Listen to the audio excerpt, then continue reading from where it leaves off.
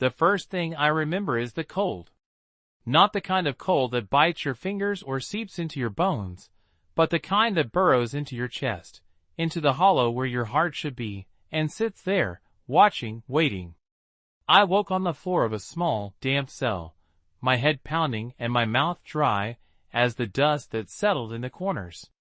The air smelled of iron, wet earth, and the faint, persistent stench of sweat that had soaked the walls over years, maybe decades. A single lamp flickered above, casting uneven shadows across the room, and for a moment I thought the shadows themselves were moving. I did not know who I was. My memories were fragmented, like pieces of a broken mirror scattered across some unknown floor. Faces swam in my mind, none fully formed, none clearly mine. My name was somewhere beneath the fog, and the certainty that it should matter was already a weight pressing against me. On the floor near the wall lay a folded piece of paper, triangular and crisp. I picked it up, the paper trembling in my fingers, and read the single line written in neat, precise handwriting. "You are not who they think you are." A chill ran through me that had nothing to do with the freezing stone beneath my back. Not only was I a prisoner, I realized I had been chosen, or perhaps trapped, for reasons I could not yet comprehend. Every sound in that cell felt amplified. The drip of water from some unseen crack, the scuff of a boot in the corridor beyond the door, the faint, almost inaudible sighs of other prisoners far away. The world had shrunk to this moment, this lamp, this paper. And yet, I sensed a thread connecting me to something larger, a game that was already in motion. By the second day, I had been transferred to the main camp.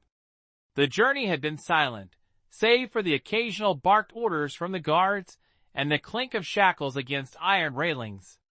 The camp sprawled across the frozen landscape like a living organism, its structures pulsating with the rhythm of labor and fear. Barracks, fences, guard towers, all arranged with precision. The prisoners moved like blood through arteries, some sluggish, some desperate. I noticed immediately the officer who seemed to study us all, not with malice, but with a kind of detached calculation, measuring reactions, evaluating weaknesses. I knew then that my mission had begun, though I had no idea what it entailed. It was in the third week that I met the man who would become my first ally, or so I thought. A blacksmith named Mikhail, silent and watchful, who had been at the camp long enough to know every shadow, every flaw in the perimeter, every back corridor that led to places unseen by the guards. He did not speak much, but when he did, his words were deliberate, carrying weight beyond their simplicity. Through him, I began to collect pieces of information, the schedules, the offhand comments of officers, the secret passages used to move supplies. Each scrap of knowledge was a thread I could pull, a potential escape route I could explore. But even as I learned, I observed. I observed the prisoners, the guards, the way people bent or broke under pressure. I watched the subtle signals. A glance too long, a hand that trembled at the wrong time, a footstep slightly out of rhythm. The camp itself seemed alive, a predator feeding on fear, and I had to learn its language quickly. Every mistake could be fatal. Every miscalculation could cost me more than freedom. Night was the only time the camp truly revealed itself. During the hours when the world outside was asleep, the shadows deepened, stretching across the frozen ground. I would lie in the darkness of my barracks, listening to the soft scuffs and whispers, trying to map the camp in my mind. I found that the walls themselves seemed to speak, echoing secrets from one cell to another, carrying the stories of men who had come before me. I began to understand that survival here was not just about physical endurance. It was about perception, about reading signals that were almost imperceptible. Then came the night of the first clue that would change everything. I was on my routine inspection of the perimeter, walking the narrow path between the fences, when I noticed a loose stone in the wall near one of the guard towers. It was small, almost insignificant, but the way it had been placed suggested intention. Beneath it, I found a folded scrap of paper with a list of names, dates, and cryptic annotations. It was clearly meant for someone, and I knew instinctively that it was meant for me. The names were prisoners, some long gone, some still alive, and the annotations hinted at movements, secrets, and hidden vulnerabilities in the Camp's operations. I pocketed the paper, feeling a surge of adrenaline. This was more than a clue. It was a thread into a larger game. I realized then that I was not merely surviving. I was participating in something deliberate, something orchestrated. And yet, the deeper I delved, the more dangerous it became. The officers were not careless, and the camp had ways of observing that went beyond human perception. Over the following weeks, I began to move cautiously, gathering information and testing the limits of the system. Each interaction, each observation was a test of nerve and wit. I learned to anticipate the guards' routines, to exploit small gaps in their vigilance, and to communicate subtly with Mikhail. We developed a language of gestures, subtle nods, and movements that could convey messages without drawing attention. But even as we worked, there was a constant tension, a sense that at any moment, the delicate balance could collapse. Then came the moment that would define my mission. One evening, while examining the supply sheds at the edge of the camp, I overheard a conversation that revealed the camp's true purpose in unprecedented detail. Plans for movements, punishments, and transfers were being discussed in a hushed tone by officers who thought themselves unseen. I realized with a jolt that my role was not just survival, but intelligence gathering.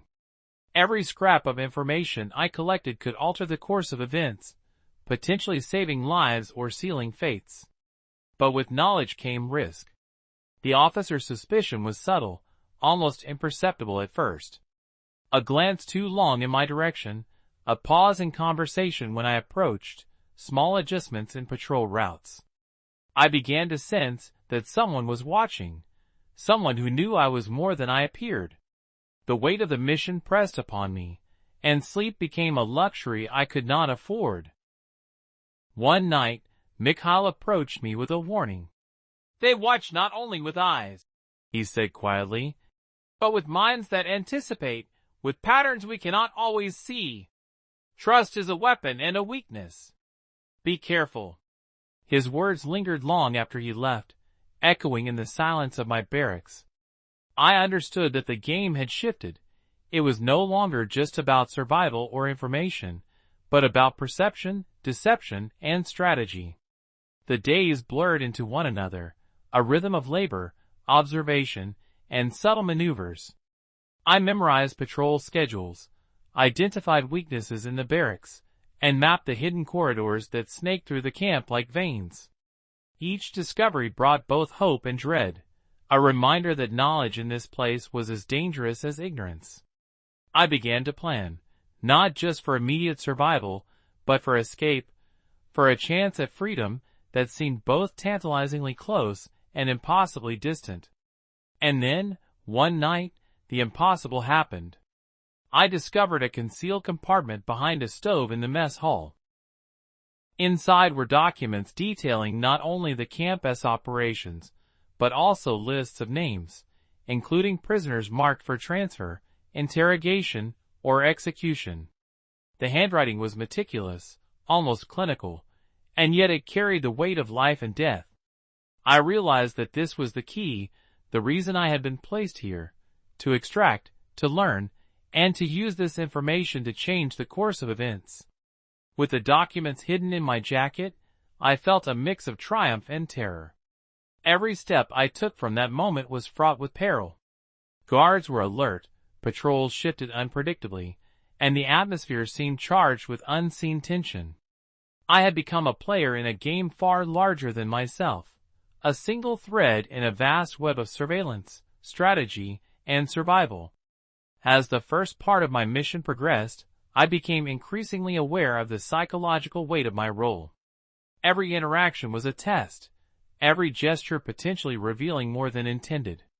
The prisoners watched me with curiosity and suspicion. Some trusted me, others feared me. And always, always, there was the presence of unseen eyes, observing, calculating, anticipating. In the quiet moments, I allowed myself to think, to remember fragments of my past, though they were fleeting and unreliable. Faces of family, places I had once known, and dreams of freedom flickered like distant stars in the night sky. Each memory was both a comfort and a torment, a reminder of what was at stake and what I might lose. By the end of the first month, I had established a precarious balance. Information flowed slowly, cautiously, through the channels I had uncovered. Mikhail remained my anchor, guiding me through the labyrinthine structures of the camp and offering counsel when danger seemed imminent. And yet, the sense of being hunted never left me, a shadow that stretched with the fading light of each day. I realized that survival in this place was not about strength alone, nor cunning alone, but about understanding the rhythms of power and fear. The camp was a living entity, and to move through it unscathed required patience, perception, and a willingness to become invisible when necessary. And so, I waited, watched, and prepared, knowing that the true test had not yet come. The mission had only begun, and the path ahead was obscured by darkness, danger, and the uncertainty of human will. In that cold, damp cell, beneath a flickering lamp, I felt the weight of destiny settle upon my shoulders. I was not merely a prisoner, I was a participant in a story far larger than myself, one that would demand every ounce of wit, courage, and resilience I could summon. The night stretched on, silent and oppressive, and I understood with absolute clarity that whatever lay ahead, there would be no turning back. The camp, the officers, the prisoners, the hidden passages, all of it was a game, and I had been dealt a hand from which I could not escape. The only choice was to play, to endure, and to hope that the next move would bring me closer to freedom, or at least, closer to understanding the intricate, deadly puzzle in which I had become enmeshed. The days following the discovery of the documents became a delicate dance. I moved with purpose but feigned the limp of exhaustion, wore the dull expression of someone beaten down by the frost and endless labor. Every glance from a guard, every shuffle of boots across the frozen ground, I catalogued in my mind, noting patterns, testing reactions. I began to understand the rhythm of the camp as one might understand the cadence of a clock, each movement predictable if observed closely enough. And yet, the unpredictability of human nature, the subtle irregularities, were the most dangerous.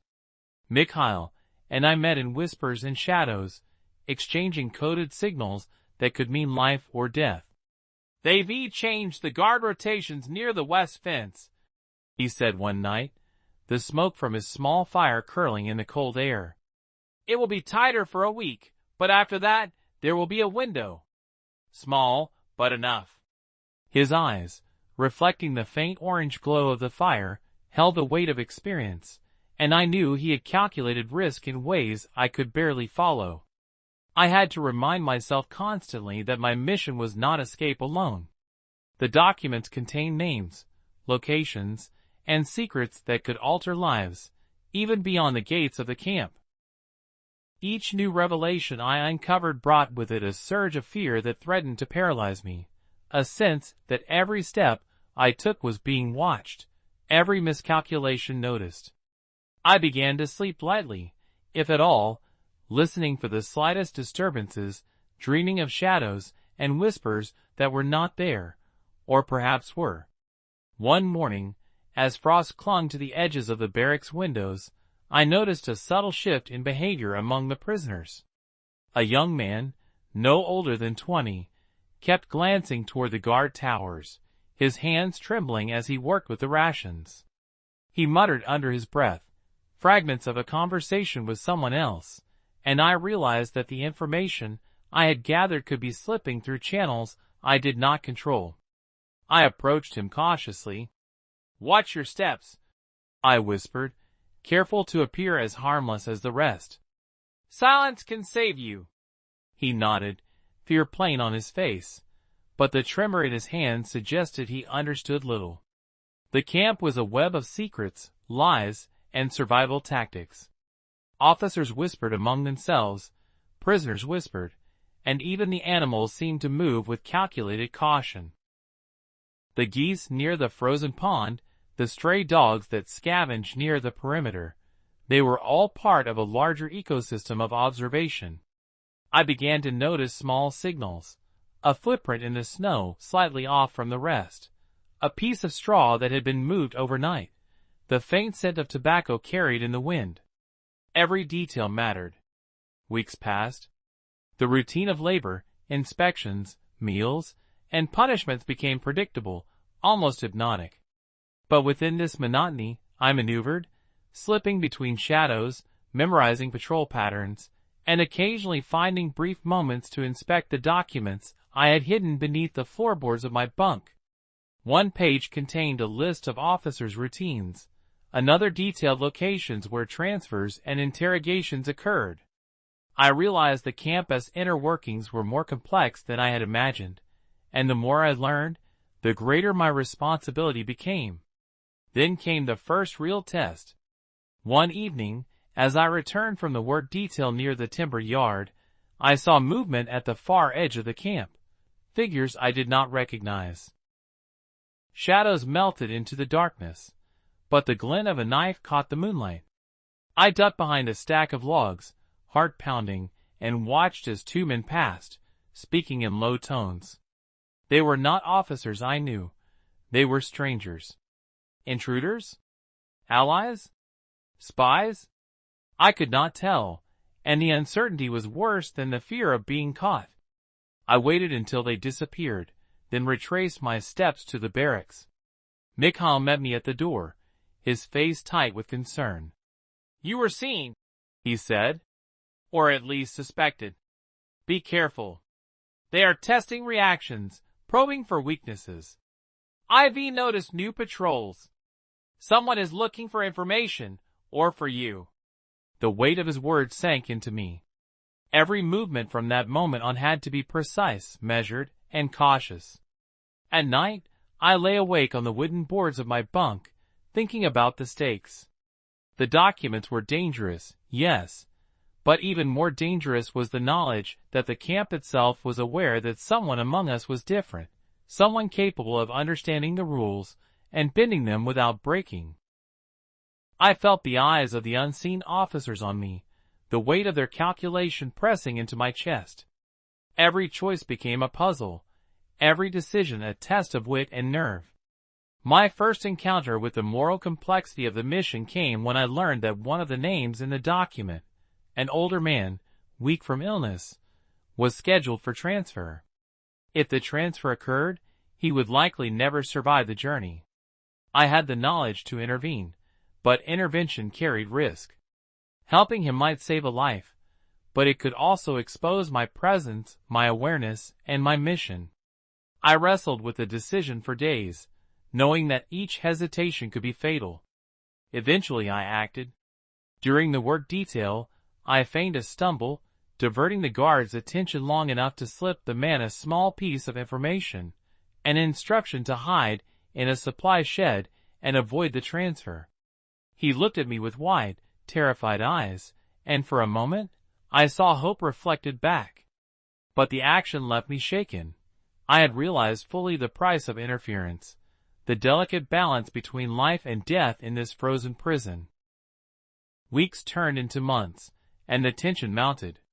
The camp itself seemed aware of my growing awareness, as if it had intelligence of its own. Patrols changed unpredictably, whispers in the barracks hinted at discovery, and subtle adjustments in routine suggested that the officers were not as complacent as I had believed.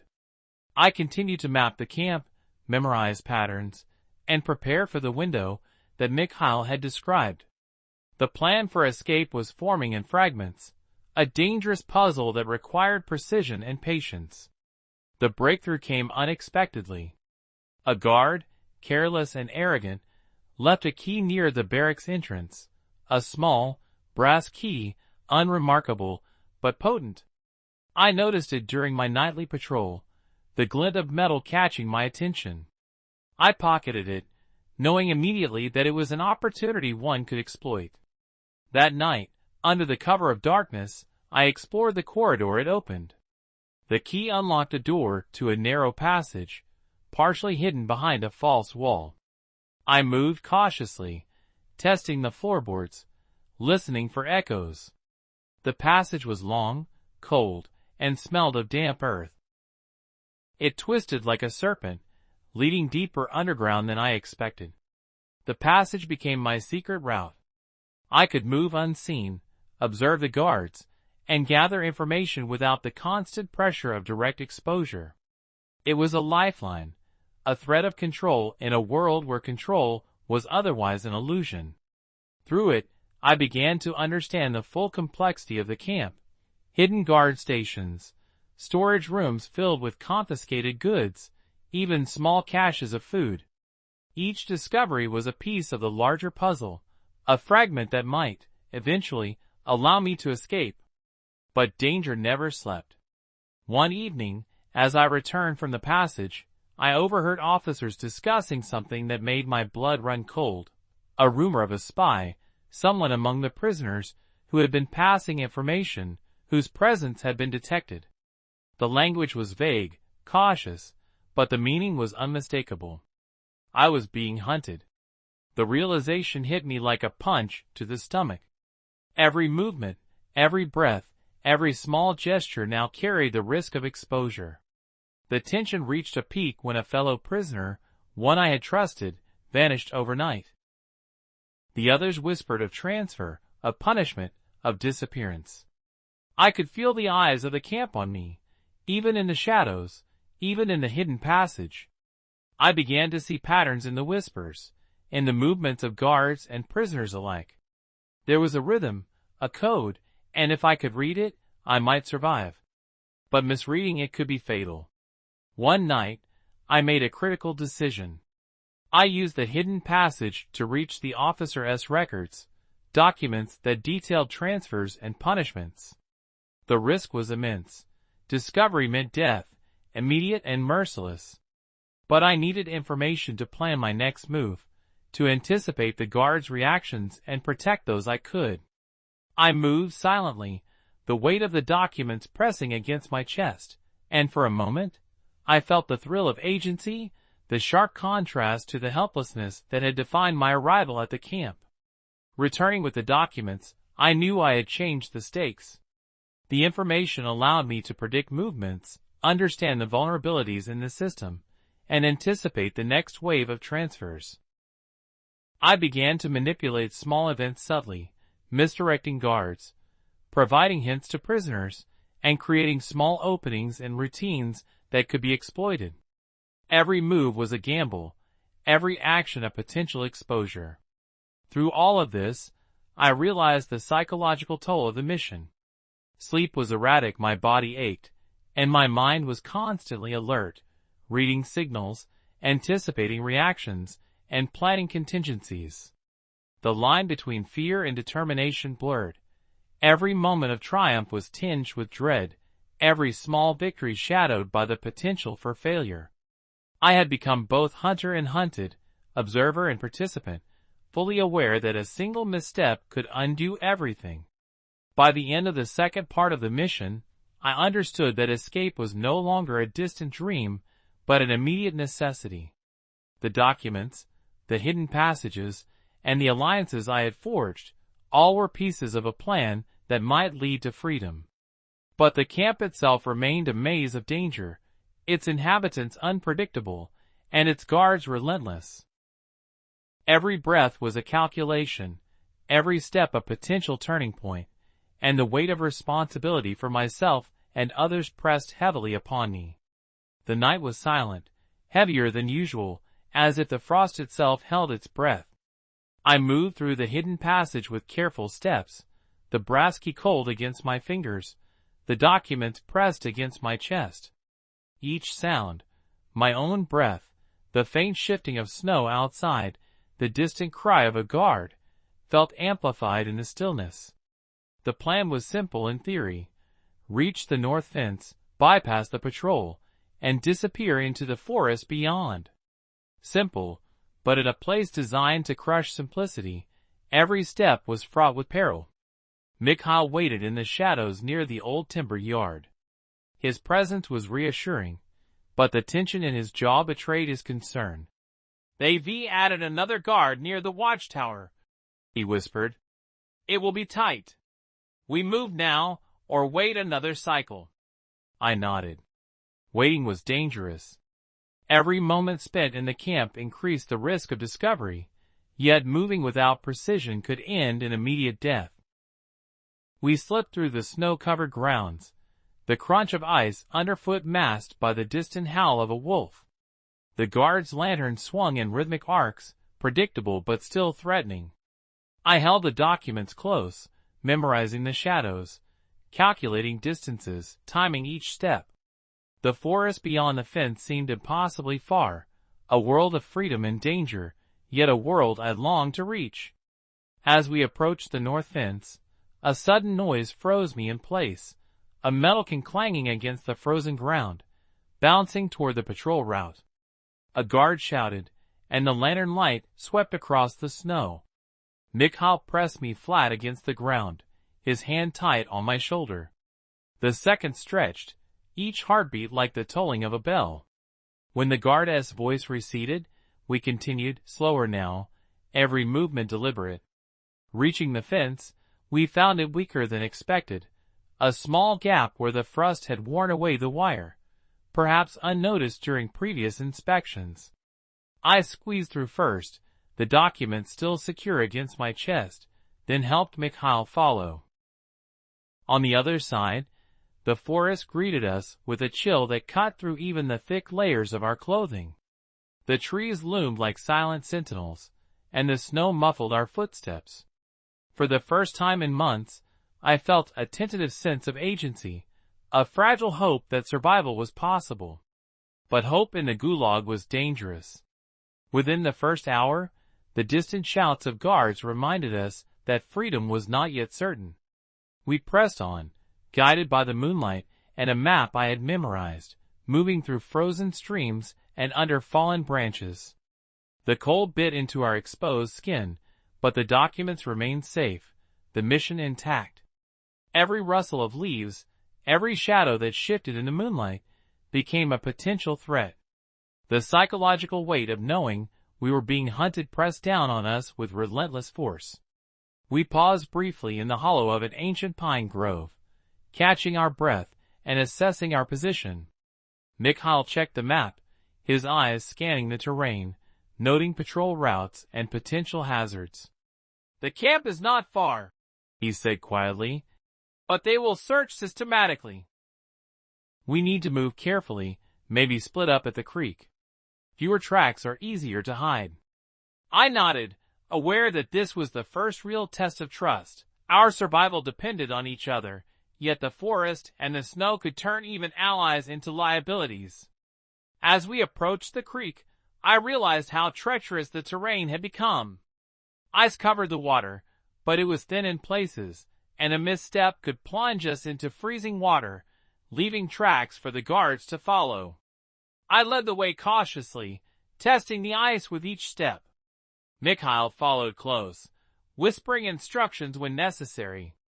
At one point, a branch snapped beneath my foot, the sound echoing in the silence. My heart leapt into my throat, but the guard patrol remained distant.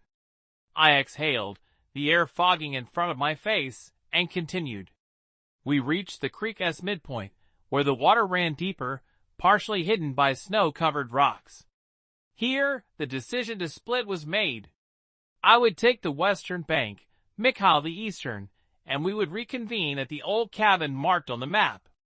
The separation was necessary to minimize risk, but it also meant we were on our own if discovered. I felt the sting of fear, but the necessity of the mission demanded it. On the western bank, I moved cautiously, following the narrow trail carved by animals and old footpaths. The documents were secured in a leather pouch beneath my coat, the weight of them both comforting and oppressive.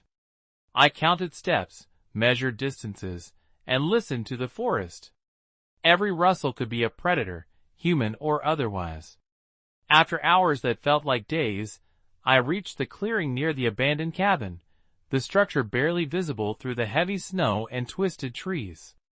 I paused, listening for signs of pursuit, the wind carrying faint echoes of my own thoughts. Inside the cabin, the air was stale, the remnants of a long-forgotten life scattered across the floor. I lit a small fire, the glow revealing frost patterns on the broken windows. The warmth was brief, fleeting, but it offered a moment of reflection. I examined the documents, confirming the next steps in the mission, key locations within the camp, potential allies among prisoners, and paths that could lead to safety beyond the forest. Each piece of information was a lifeline, each revelation a new burden.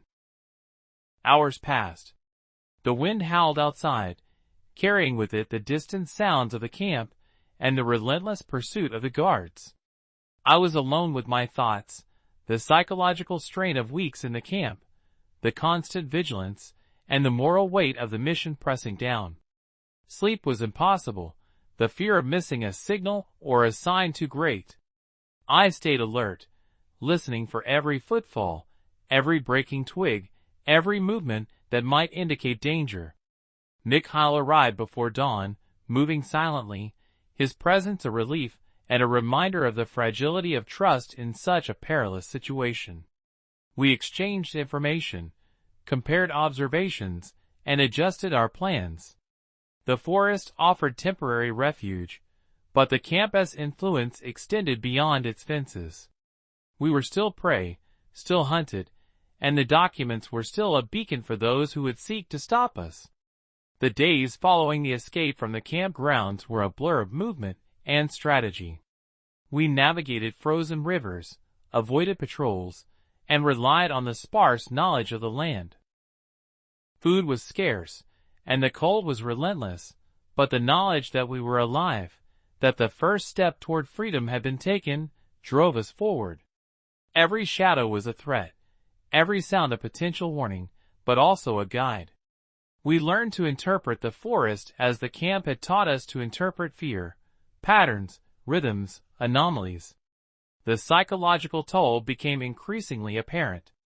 Mikhail and I argued over strategy, the stress of constant danger magnifying every difference in opinion. Each decision carried the weight of life and death, and every error could be catastrophic.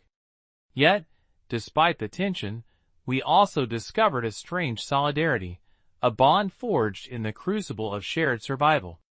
The documents, our mission, and the forest itself created a world in which every choice was magnified, and every success a rare, precious victory. One evening, as the sun dipped below the horizon and the sky turned the color of bruised flesh, we came upon a small village at the edge of the forest. It was abandoned, the windows dark, the streets silent. Yet, within the quiet, there were signs of recent habitation, footprints in the snow, a fire that had been extinguished, faint traces of smoke.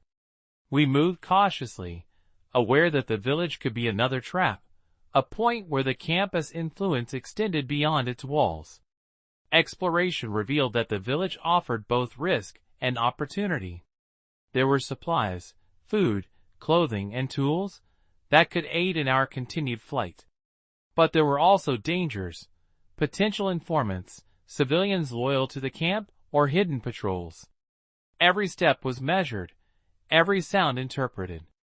The documents were inspected again, guiding us toward safe locations and revealing paths through the forest that might lead to freedom. It was in this village that I first understood the full scope of the moral complexity of our mission. A family, hiding in the attic of one of the houses, pleaded for help, unaware of our true identities or purpose.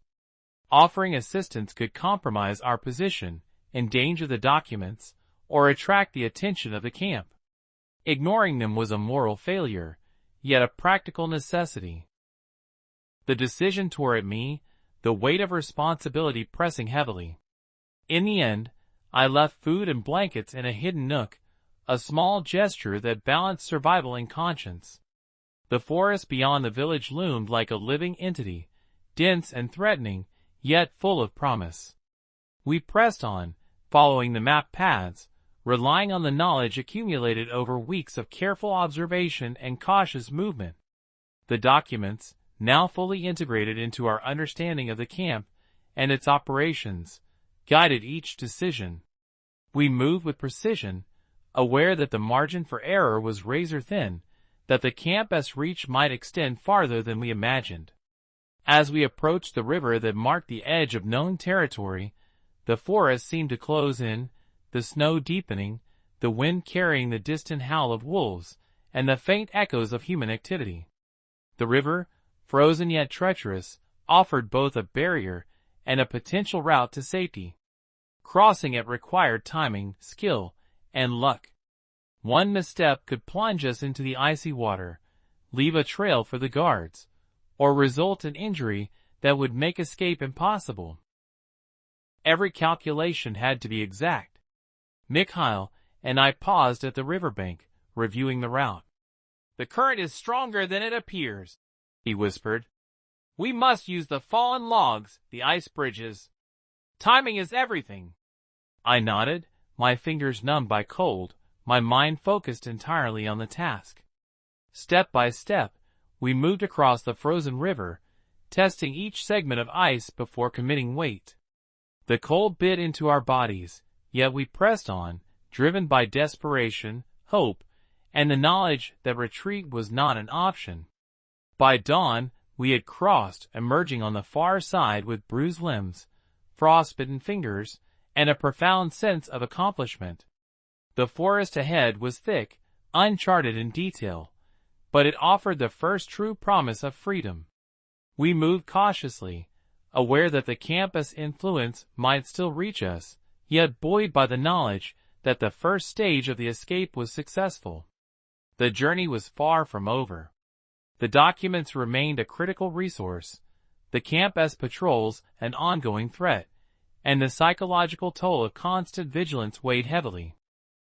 But for the first time, the possibility of freedom seemed tangible, a light at the end of a long, dark tunnel.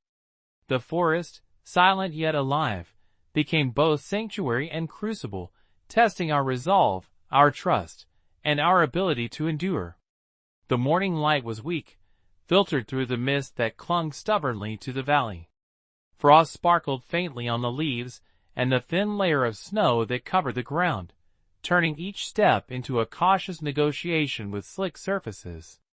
I tightened my grip on the satchel, its contents now feeling more like a talisman than just papers, symbols of both hope and responsibility. Every map, every coded note, every line of text in those documents was a potential key to survival, yet also a potential trap. Mikhail moved ahead, eyes scanning the horizon, his figure tense, a silhouette sharpened against the diffuse light.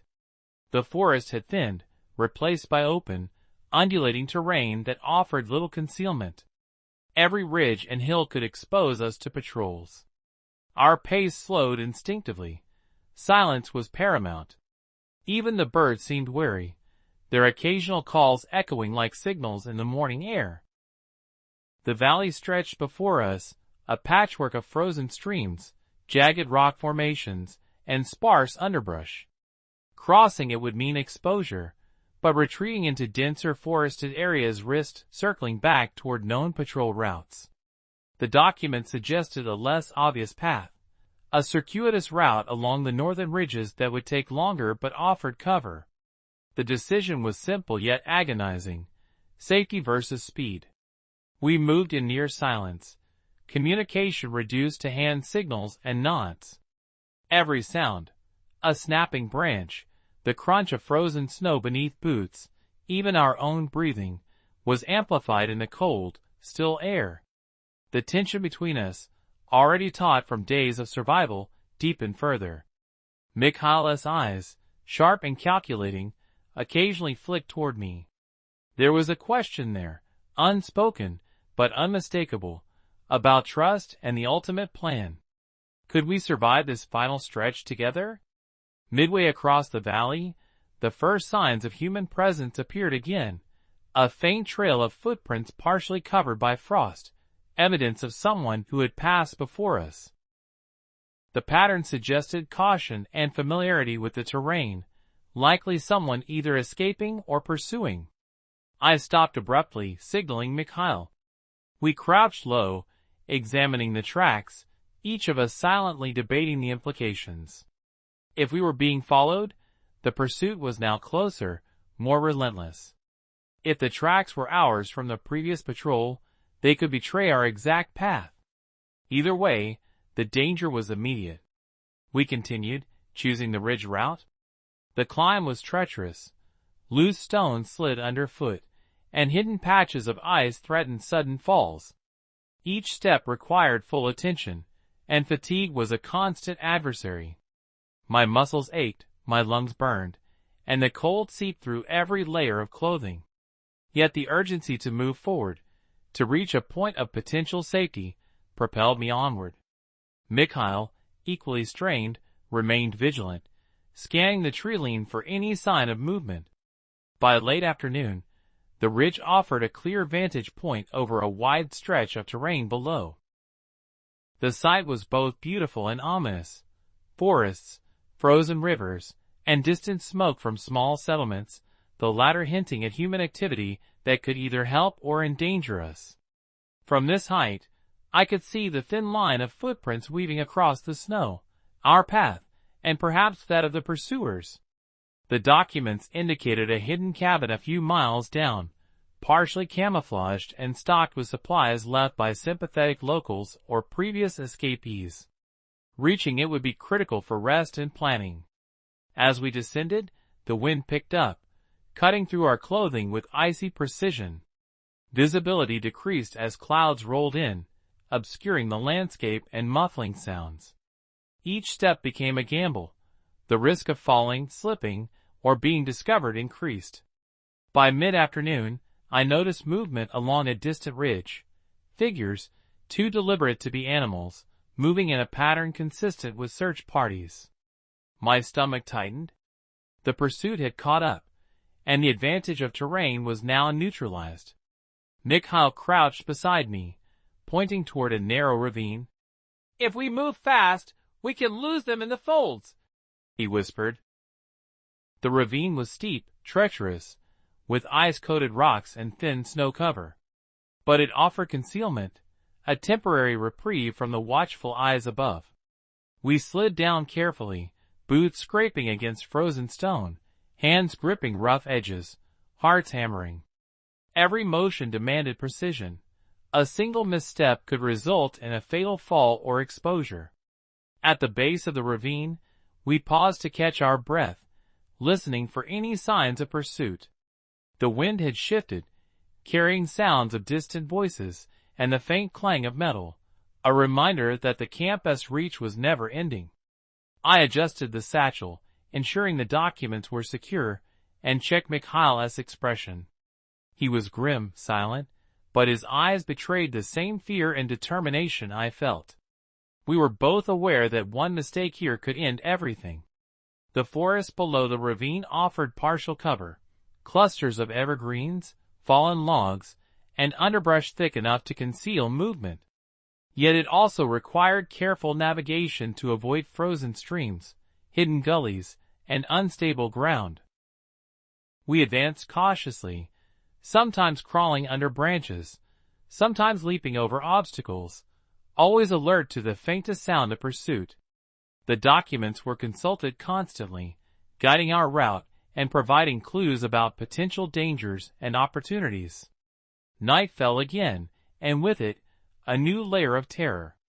Darkness magnified every sound, every shadow, every instinctive fear. Wolves howled in the distance, and the occasional snap of a branch set our hearts racing. We set up a temporary shelter beneath a dense cluster of trees, the snow forming a fragile barrier against the wind. Hunger gnawed at our insides, but we had little to eat, frozen berries and scraps from previous forays. Sleep was impossible, replaced by vigilance and the mental rehearsal of possible escape scenarios. Around midnight, movement caught my eye, a faint silhouette, almost imperceptible, gliding between the trees. I nudged Mikhail, who nodded, eyes narrowing. We held our positions, hearts pounding, waiting for the figure to emerge. It was a solitary man, dressed in the coarse uniform of the camp guards, moving deliberately, as if searching for something. The wind shifted again, carrying the faint sound of his breathing. We remained motionless, counting seconds as if each tick of time could mean life or death. The figure passed within meters of our hiding spot, oblivious to our presence. I exhaled slowly, and Mikhail tightened his grip on the small hunting knife at his belt. "We need to move now," he whispered. The documents indicated the cabin was within a few miles, and reaching it would provide rest, supplies, and potentially allies. Every second wasted increased the risk of discovery. We moved silently, navigating the forest like ghosts, guided by the faint light of the moon and the cryptic instructions in the documents. Each step was a balance of stealth, endurance, and intuition. The terrain was unforgiving. Fallen logs, icy streams, and hidden ravines threatened to betray our presence with a single misstep. Yet the prospect of safety, of a brief respite, fueled our determination. By the early hours of morning, the outline of the cabin emerged through the trees. It was partially hidden by evergreens, smoke rising faintly from a stone chimney, proof that it was occupied. Relief washed over me, but I remained wary. The documents had warned of potential traps, of betrayal even in places meant to offer refuge. We approached cautiously, scanning the perimeter, ready to react to any sign of danger. Inside, the cabin was small but warm, furnished with basic supplies, a stove, blankets, dried food, and a hidden cache of documents and maps. A solitary figure emerged from the shadows, a man who introduced himself as Nikolai, a former prisoner sympathetic to our cause. He offered tea and a place to rest, but his eyes were sharp, constantly assessing, weighing, judging. Trust was a commodity as rare as warmth or food in these conditions, and we had to tread carefully. The hours in the cabin allowed for minimal rest, but also reflection. The journey had tested every aspect of survival: physical endurance, psychological resilience, moral judgment, and the delicate calculus of trust. The documents, once mere maps and instructions, had become symbols of responsibility, each line carrying the potential to guide us toward freedom, or to our doom. As dawn approached, we planned the next phase, crossing the remaining forests and reaching the northern border, where sympathetic locals and hidden contacts could facilitate our escape. The stakes had never been higher. Every decision now carried immediate consequences, and the margin for error had narrowed to nearly nothing. Yet hope persisted, fragile but unyielding, a guiding light through the relentless darkness of pursuit and fear.